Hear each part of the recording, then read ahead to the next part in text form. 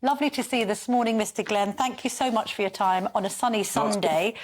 Yeah. Let's talk about Labour continually suggesting that they didn't know what economic legacy they were inheriting. I mean, you were in the Treasury for 5 years. We'll get on to whether the legacy is as bad as they think in just a moment. But just in general, did they know what they were getting? How does it work? Are the public accounts all available? They're talking about not knowing about a £20 billion black hole. It's absolutely ridiculous. When we set up the Office of Budget Responsibility, it's all open. They mirror the Treasury's figures every fiscal event. And there's complete transparency. We showed how we balanced the book. Now, there's many people who've been on your show here over the last 6 months who are frustrated that we didn't have enough tax cuts. We made difficult decisions to balance the books. And, we got inflation down to 2%. We saw that we were the fastest growing economy in the first quarter of the year. We'd love to have faster growing economies across the G7, but that hasn't happened. There are always pressures, every fiscal event. Every spending department will say, we need a bit more, Chancellor, we need a bit more here and a bit more there. And to govern is to take those tough decisions and to put reforms in place to reduce the number of civil servants, the welfare reforms that we said to get that additional, thousands of people, tens of people back into work. And it's by taking those decisions that you manage some of those pressures. And indeed, last year, when we had the review of the pay review bodies, we didn't borrow more or increase taxes. We made departments absorb those additional costs. Having said that, you've made yourselves such easy targets for criticism, haven't you? I mean, the public listens to Rachel Reeves talking about having inherited the worst set of economic circumstances since the Second World War. They believe her. I mean, you could argue in kind of counter to that, well, we had to deal with COVID and we had to deal with the war in Ukraine and all the rest of it. The tax burden has gone up under the Tories, so you've squandered your reputation for fiscal discipline and you've conceded to Labour. Not at all. We've had this discussion before. When you borrow that quantum of money, you can't just wipe it out just like that. You've got high levels of debt interest. And if you look at public sector net borrowing, when we came into power in 2010, it was 10.3%. It's now 4.4%. Completely different. We've taken those tough decisions, but you can't just shout, we need more tax cuts and we've lost credibility because of that, when you don't take account of the extent of the borrowing and money that was spent to keep the economy and the country going. And then, of course, the displacements in the public services weren't going to be fixed overnight. It's an incredibly painful legacy for the party and for us, but, it's one that we've got to come to terms with. All right, let's move on to the leadership. There's quite a lot of talk, just kind of like in the tea room and beyond, that journalists are picking up on, myself included, that although he said he wants to serve for another 4 years, Rishi Sunak, that he's not that comfortable being interim leader for that long, that there was a caucus of people, himself included, sort of agitating for this leadership race to be done a little quicker. He's got to stay on till November. Is he still going to be around and an MP next year, do you think, Mr. Glenn?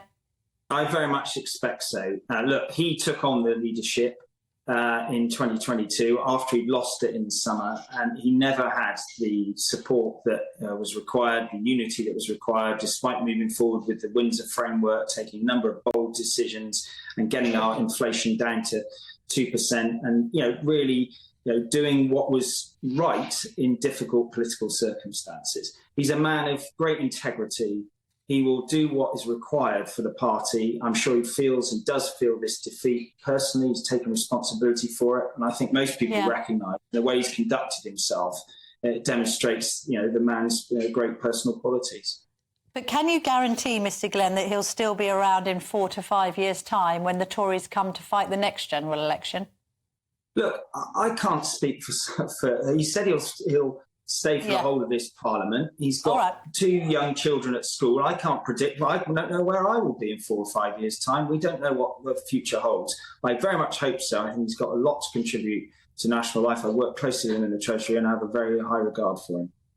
All right, then, Mr. Glenn, let's have a look at some of these candidates. You'll be familiar with the names by now. Who takes your fancy? Mel Stride, James Cleverly, Tom Tugendhat, Priti Patel, Robert Jenrick?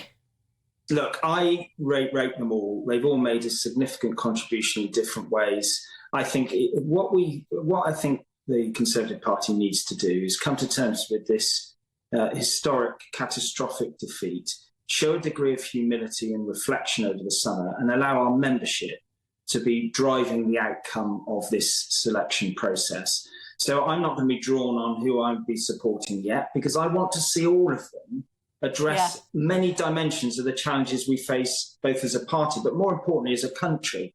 And there's two things here. There's about who's the most credible figure to be leading us in opposition, and who's going to then, actually on the back of that, be credible as a future candidate to be Prime Minister. And I think we need a lot of scrutiny over the next 3 or 4 months. I respect all of them for having the courage to stand, and I hope that we'll have a clean and helpful contest as we lay the foundations for recovery.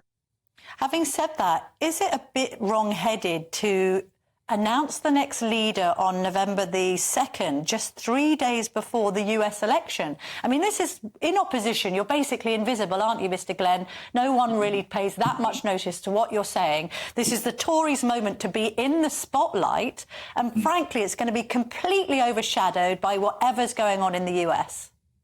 Look, events happen all the time. We could have anything could happen on the world stage, or indeed in this country. What's important is that the party have the opportunity at the conference, which seems to be the natural place to be able to actually look at all the candidates close up, with the natural point of focus of members coming together for that event. And there obviously needs to be an interval of time to deal with the voting process. I'm sure the party have done everything they can to work it as quickly as possible within reasonable parameters.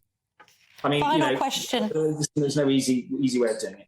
There's never an easy way. Mr. Glenn, final question. It looks like Suella Braverman might not make the cut. That may please and cheer up Rishi Sunak after a difficult summer, mightn't it?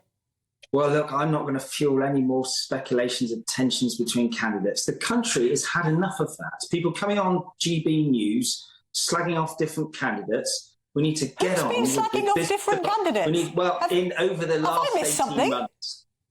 I think you know very well. Oh, I see. You mean Miss Braverman coming in here and slagging off Rishi Sunak? Is that what you mean? 4 months. No, I wasn't meaning that. What I was meaning is, I think the country want an orderly process for selecting a candidate that's clean and honest about where we failed, and actually clear-headed about where we need to go. I think that's what the party wants and needs right now.